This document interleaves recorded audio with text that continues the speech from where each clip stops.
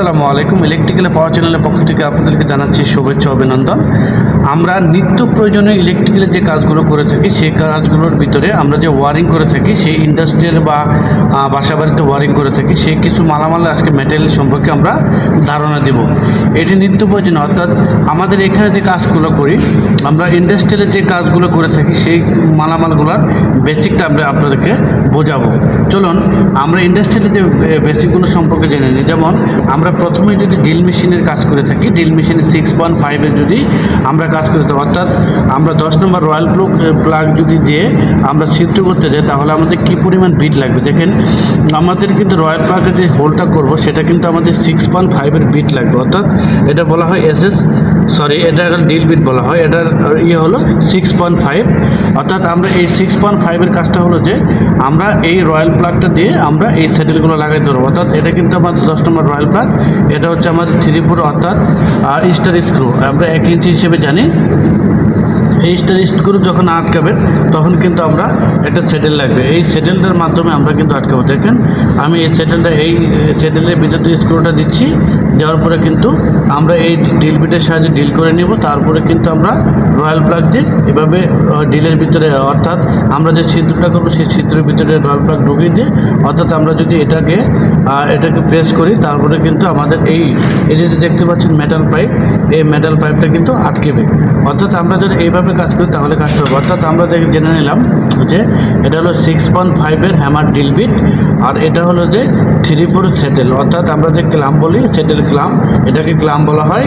আর এটাতে দেখতে পাচ্ছেন এটাকে 3/4 বা 1 ইঞ্চি স্টার স্ক্রু, আর এটা হলো যে 10 নম্বর রয়্যাল প্লাগ আমরা জেনে নেব। অর্থাৎ আমরা যে দেখেন এটা একটা জিনিস হলো যে সেটা হলো মার্কাট স্ক্রু। এটা কিন্তু মার্কাট স্ক্রু, এটা 1.5 ইঞ্চি বা 1 ইঞ্চি হয়ে থাকে, আর 2 ইঞ্চি হয়ে থাকে, যে যার মতো সাইজ মতো কিনে নেবেন। এটা কিন্তু 6 বা 8 mm হয়ে থাকে বেশি, অর্থাৎ আপনার যার মতো সাইজ অনুযায়ী কিনে নেবেন আপনারা। অর্থাৎ এটা একটা দেখাচ্ছি, এটা লাক্স, এটা 10 mm লাক্স, এটা কিন্তু স্টিল লাক্স। অর্থাৎ স্টিল লাক্স কেন, এটাও একটা লাক্স, এটা কিন্তু আই লাক্স। অর্থাৎ এটার আপনার যখন 10 mm বা 6 mm কেবলের যখন বাসবার কানেকশন দিবেন, বাসবারে কানেকশন দেবেন সরাসরি, তখন কিন্তু এই লাক্সটা বেশি ব্যবহার করা হয়। এবং যদি আমরা FCCBতে যদি কানেকশন দিয়ে থাকি, সেক্ষেত্রে এখানে এই লাক্সটা বেশি ব্যবহার করা হয়। অর্থাৎ এই লাক্সটা ব্যবহার করা হয় শুধুমাত্র অর্থাৎ আমরা যদি একটা ব্রেকারের সাহায্যে আমরা দেখাই, দেখেন এটা কিন্তু, অর্থাৎ এটা টিপির মাধ্যমে যদি আমরা, এটা ছোটো লাক্স, আমরা যখন কানেকশন দেবো তখন কিন্তু এটা কিন্তু বসে যাবে এখানে। আবার যদি আমরা এটা কানেকশন দিই তাহলে সেটা কিন্তু ঢুকবে না। দেখতে পাচ্ছেন এটা কিন্তু ঢুকবে না। অর্থাৎ আমাদের বেকারে কানেকশন দিতে গেলে আমাদের আইলাক্স লাগবে।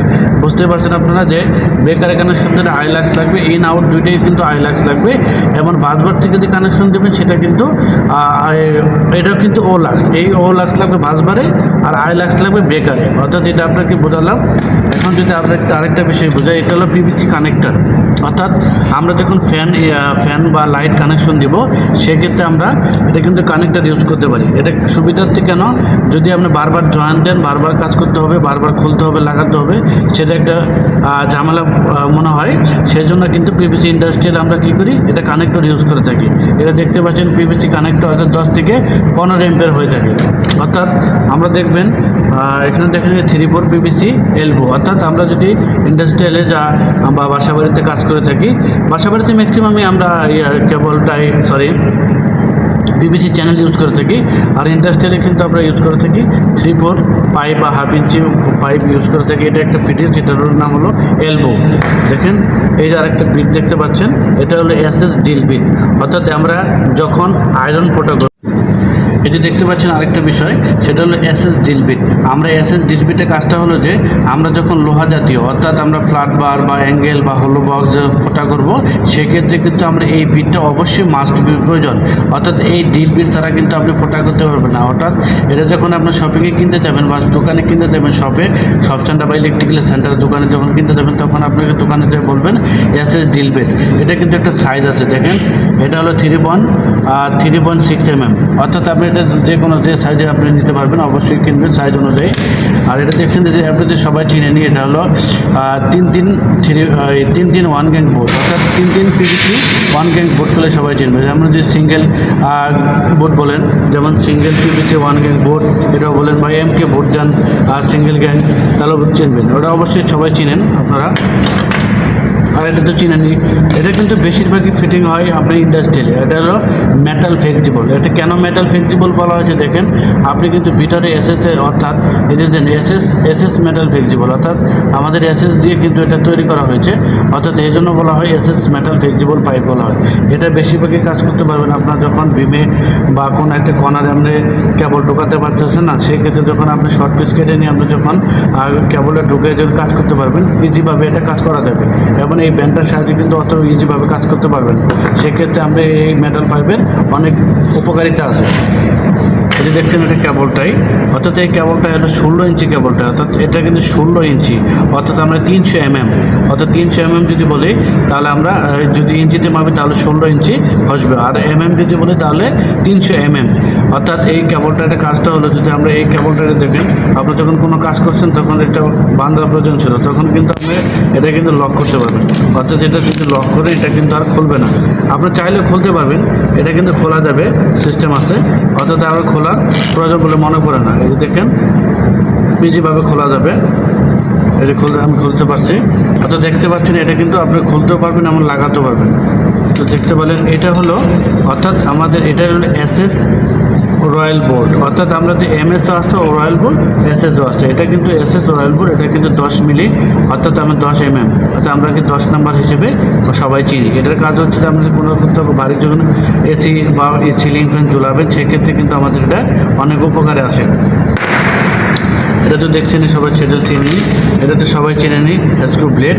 এটা যদি PVC পাইপ বা চ্যানেল কাটতে পারবেন এটার সাহায্যে। এটা দেখতে পাচ্ছেন এটা হলো PIB ট্যাপ, অর্থাৎ PIB ট্যাপটার কাজটা কি আপনাদেরকে দেখাচ্ছি। দেখেন এই PIB ট্যাপটা আপনি যখন কেবলে মোড়াবেন, আমি আপনাকে দেখাচ্ছি, যদি এইভাবে কেবলটাতে মোড়ান, দেখেন এটা কিন্তু যখন কেবলটা হার্ড হবে,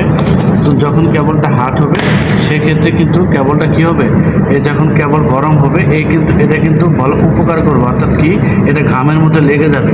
আপনি যখন এটার উপরে PIB PVC যখন সরাসরি দিবেন, দেখেন এই যে হার্ড হয়ে লেগে দেখছে, অর্থাৎ আপনি যখন PIB PVC দিবেন তখন কিন্তু প্রপারলি একটা জয়েন হলো। অর্থাৎ আমরা BMDCতে রুলস আছে যে আপনি PIB PVC দেওয়ার প্রত্যেকটা জয়েন্টে আমরা যখন জয়েন করবো, সেক্ষেত্রে আমাদের PIB PVC দিতে হবে। তো আমি চাই এরকম নিত্য নতুন ভিডিও পেতে, আর আমি আপনাদেরকে উপহার দিতে চাচ্ছি। আর যদি আমার ভিডিওটি ভালো লাগে থাকে, চ্যানেলটি অবশ্যই সাবস্ক্রাইব করবেন, বেল আই বাটনে ক্লিক করবেন।